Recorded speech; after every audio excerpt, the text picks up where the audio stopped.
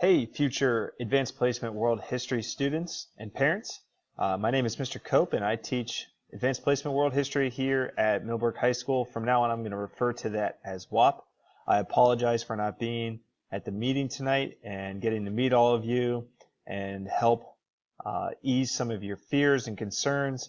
However, I am currently coaching in the women's lacrosse game tonight at Roseville. Hopefully we're setting a school record for most wins in the season tonight, and I look forward to hearing from all of you and meeting all of you in the near future. I want to talk to you, however, about how is this class structured so that you can have some information and make some good decisions over the next couple of weeks before the school year ends and during the summer before you come back to school. Over the course of each class, we start off with a bell ringer, and then we have a class discussion about our homework. Our homework is based on college level textbook. You can see a photo of what one of the pages would have looked like from the textbook that we use.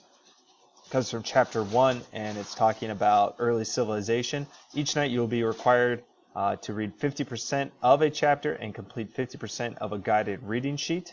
We'll come into class and we'll discuss the notes that you've taken. You may ask any questions that you have about any of the notes or any ideas presented in the chapter that you didn't understand. And then when we finish the chapter, which would be on the second day that we're reading that chapter, so for instance, on Monday, you'd be required to read the first 15 pages of a chapter, and on Wednesday, you'd be required to read the last 15 pages of a chapter, and on Wednesday, we would then take a quiz. The quiz is based on the reading and the information presented in the reading, and we will allow you to use your guided reading sheet when you take the guided reading quiz. In addition to the class discussion, the bell ringer, and the quizzes, there will also be an in-class activity that is designed to reinforce the concepts or a specific concept from the chapter so that you can become an expert on one concept from each chapter while at the exact same time becoming familiar with a large amount of topics from each chapter. To go into a little bit more detail about the class structure, you can see that our grading policy will be broken up into 4 categories. Homework is worth 10%, quizzes are worth 25%, classwork and participation is worth 15%, and tests, projects, and presentations make up 50% of the class. If you look in the background on this slide, you'll see an example of 4 quiz questions that match the chapter that was on the previous slide. That would be with chapter 1. So that would give you an idea of the types of questions that you might be presented with, the difficulty associated with them, and the type of thinking that you would have to apply in order to answer the questions properly. Again, if you look at the grading specifics, there will be 4 unit tests during the course of this year. There will be classwork every single day. However, about 1 to 3 of those classworks will be graded per unit. There will be 33 quizzes during the course of the year, and then there's homework every single night. There's always something for you to read from the textbook. However, the homework will only be collected 1 to 3 times per unit. It's not something that I collect every day. It is something you're allowed to use on the guided reading quiz, so that is your incentive to do the homework.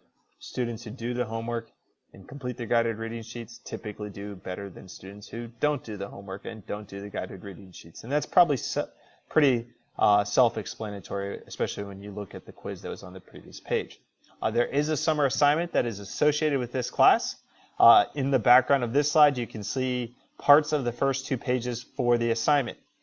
The summer assignment is made up of 4 different parts. The first part is you will read chapter 1 online, and you'll fill out a guided reading sheet for chapter 1. You'll also fill out a learning profiles chart so that you know how you learn and I know how you learn so that I can better teach you. That's about 2 pages long. The chapter 1 guided reading sheet is also 2 pages long. There will be a section where you practice writing thesis statements, and that should span 3 pages if I'm not mistaken this year. And then you will also create 2 world maps. That'll be 2 different maps that you have to create, but you will use a variety of other sources included in the summer assignment. The summer assignment can be picked up in my room, which is room 209, starting on May 23rd. Please do not come down before May 23rd to collect the summer assignment. However, on May 23rd, I'll have copies for all students. And if you forget to pick it up starting on May 23rd, Over the course of the summer, there will be some extra copies in Student Services. It'll be posted on the school's website as well. There are no exceptions. The summer assignment is due on the first day of school. If you are a B-Day student, the summer assignment is due on the first day of school. It is not contingent on the first day that you come to my class. It is due on the first day of school. This is a major assignment. It is worth 100 points. You do not want to start receiving late credit on the second day of school. So please make sure you turn it in to me. You can come find me before school. I'm typically here by 6:15, and you can find me after school. I will be in my room until about 2:40 because I coach the JV soccer team as well. If you would like to contact me because maybe you have some questions, you need some further clarification, please send me an email at the email address provided on the slide. It's MCOPE, all lowercase, at WCPSS.net. And I'll get back to you as soon as I can.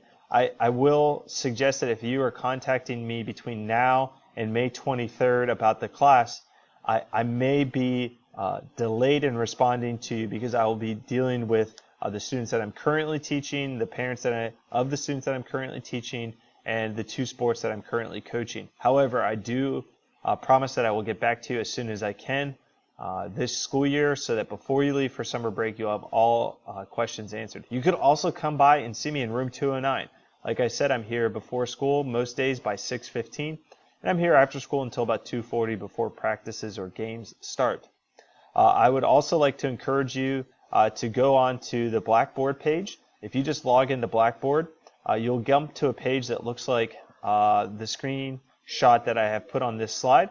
And if you click on the Courses button, and the Courses button can be found right here. If you click on that button, it'll give you an option to search. If you search down here, you will find, if you type in my name, that you will be able to find my Blackboard page. I hope you have found this useful and informational for you. I look forward to meeting all of you. I look forward to helping all of you. We're going to have a great year next year, and we're just going to do probably 6 things. I'm going to teach you up, and we're going to rock and roll.